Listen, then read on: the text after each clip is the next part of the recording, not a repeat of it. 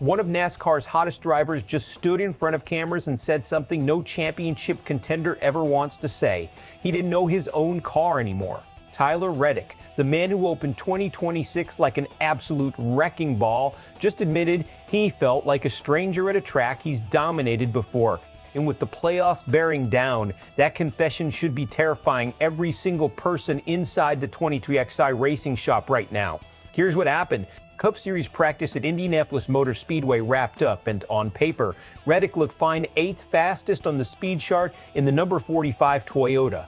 But the number lie. Behind the wheel, Reddick said the car had no speed and no balance, and he openly admitted he had no idea what direction to take it in before qualifying for the Brickyard 400. That's not a small complaint. That's a driver saying the fundamentals are broken. To understand why this stings, you need to rewind to the start of the season. Reddick came out of the gate like a man on a mission. 3 straight wins, 5 victories total in the opening stretch, and a commanding lead of well over 100 points in the regular season standings. For a while, this looked like the year the number 45 team finally separated itself from the pack. Then the wheels started coming off.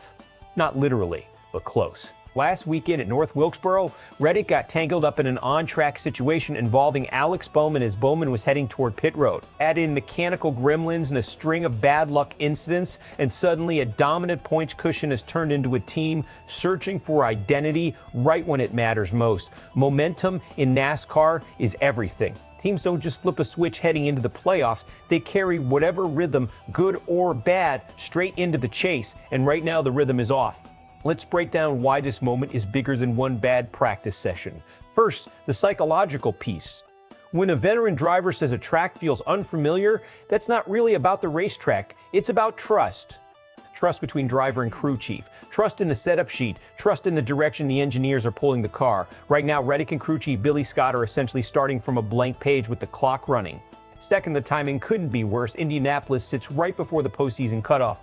Teams don't get unlimited swings to fix a car anymore. Track time is precious, and every lost session eats into the window they have to course correct before playoff points reset the entire field. Third, and this is the part that should worry 23XI fans most, this isn't an isolated incident. A pit road entanglement, mechanical failures, inconsistent speed. Individually, these look like bad luck. Stacked together over several weeks, they start to look like a pattern, and patterns are exactly what smart playoff teams cannot afford heading into elimination-style racing. Is there a path back? Absolutely. Reddick's team has shown they can find speed fast when they get the setup right. That's exactly how they won 5 races in the first place. But speed that disappears just as quickly as it arrives is a red flag for consistency, and consistency wins championships far more often than raw pace does. The real question isn't whether 23XI has the talent. It's whether they can diagnose the problem before the format punishes them for guessing wrong. You can already feel the split forming. Optimists are pointing to the early season dominance and saying this is just a rough patch before a title run, the kind of adversity that toughens a team up before the format gets brutal. The skeptics are asking a much sharper question. If a team this talented can lose its identity this fast, what happens when the pressure of elimination racing actually hits?